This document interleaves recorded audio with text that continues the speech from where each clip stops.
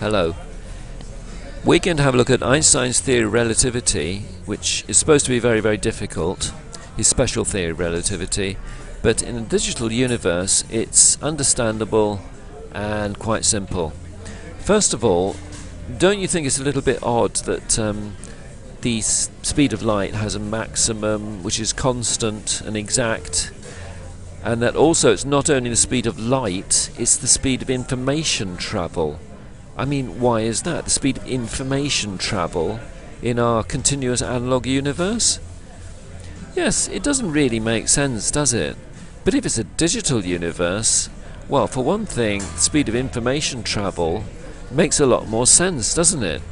For example, if a planet suddenly appeared within a certain region, in what time would another planet feel its gravitational pull? At what time would the other planet know that a newer planet suddenly appeared?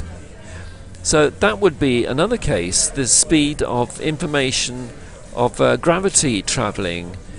Now that's the same speed as the speed of light as well.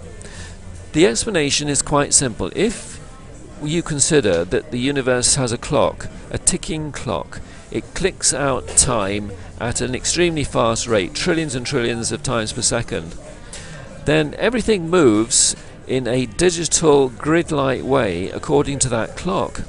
So let's first of all have a look at the easier case of a computer, and let's have a look at this diagram. You see the yellow spots at the bottom?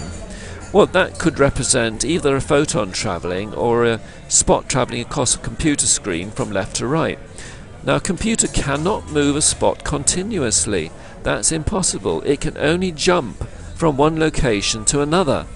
And there's a maximum speed that it can do it, and that would be the speed of the computer clock. It couldn't go any faster than that ticking clock. So on a computer, that would govern the maximum speed that yellow spot can move from one location to another.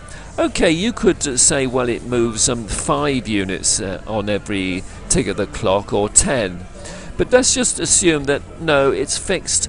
It can only do 1 at each tick of the clock. Then you can see that it's clearly a maximum speed, and it's governed by nothing else but that clock. And so it is in the universe as well.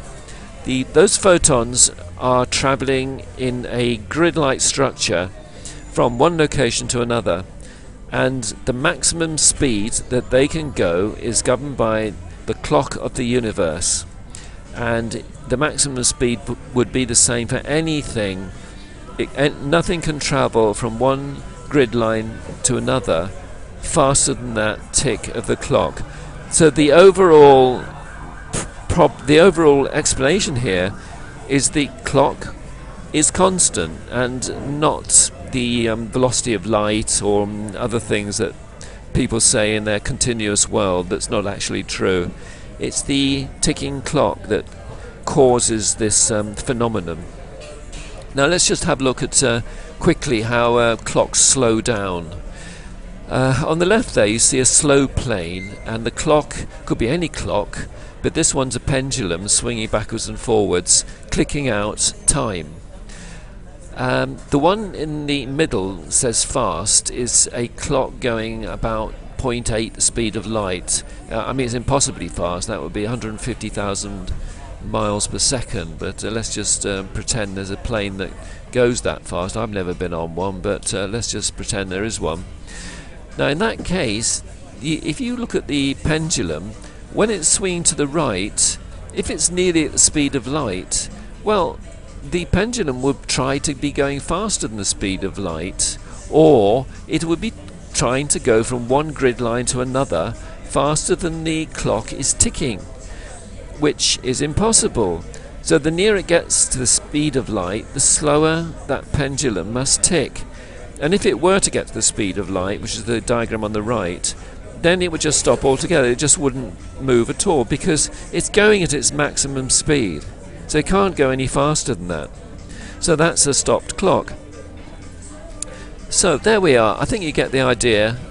It's a lot easier than this continuous universe that the the physics community are trying to push upon us, because it's the explanation is first of all, it gives you why there's a maximum speed of information, why that is the same as the speed of light.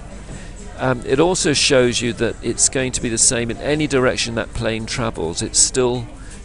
Clock's still going to slow down, which is in fact the case. It doesn't matter which direction it goes, that clock goes slower relative to a clock that's not moving. And relativity is explained in a much easier fashion. We could even build something with plastic yellow Lego bricks and rubber bands that would show how this works. It's not as if it's very difficult. So there we go.